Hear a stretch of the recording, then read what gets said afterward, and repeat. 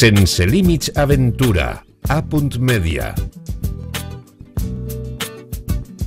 Novetats, com veieu, ara anem a obrir també una secció nova que anirem polint programa a programa, però volíem fer ja perquè volem parlar de tots els esports i l'orientació també té cabuda.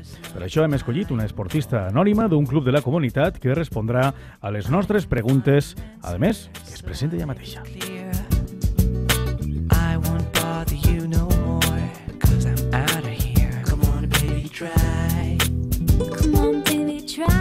Hola, soy Leo Pous, del Club València O. Faig orientació deportiva i em vaig a sometre al test de Sense Límit. Molt bé, ella és Leo. A veure, Leo Pous, respon al test de Sense Límits Aventura. Jo practico orientació des de fa poquet, des d'uns 3-4 anys. Soc novata, sí. I realment vaig començar per una casualitat, perquè l'orientació no és un esport molt conegut. Però ara mateix la veritat és que estic molt enganxat i el recomano a tot el món. Per a mi l'aventura és una forma de viure, és una filosofia de fer les coses, és gaudir del que fas, és fer coses noves, fer coses diferents, viatjar a llocs nous, és conèixer gent, tot això és l'aventura de viure. A la motxilla de l'orientador no pot faltar ni una brúixola, ni una pinça electrònica, ni un mapa. Són les tres coses fonamentals per a fer orientació. La brúixola és per a orientar el mapa. El mapa te diu el teu recorregut i què has de trobar. I la pinça electrònica justifica que has estat en el lloc que toca. El que més m'agrada de l'orientació és que n'hi ha que pensar molt, és molt tècnic i a la vegada tens que estar en forma. És una combinació de tot.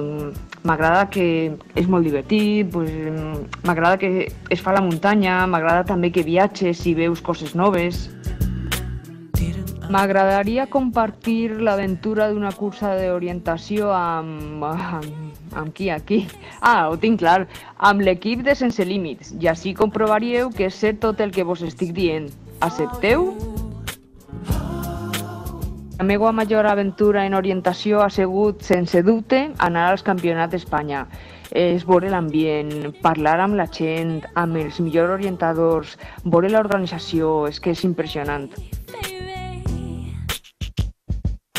El meu repte pendent en orientació és anar a competicions internacionals, és anar a països com Sèrbia, Croàcia, a veure què n'hi ha per allà. I el pitjor moment en estos anys per orientació va ser quan al Campionat d'Espanya per relleus em van descalificar per botar-me una balisa i per tant també descalificaren al meu equip. El millor moment en estos anys per orientació és complicat dir-ho a soles uno. N'he tingut molts, però me'n recorde, per exemple, d'una carrera a Urbasa, Navarra. 40 minuts perduda en el bosc. Sí, 40. Però és que em donava el mateix. És que era tan bonico tot, tan impressionant. És que pareixia tret d'un conte. Molt xulo. Leo, jo accepto ja, directament d'orientació, Ens ha reptat. Sí, no, jo m'apunte ja. Bueno, doncs farem. Moltíssimes gràcies, Leo Pous, del Club València O. Anirem coneixent altres esportistes d'aventura de la comunitat valenciana que passaran pel nostre test, ja siguin anònims o coneguts.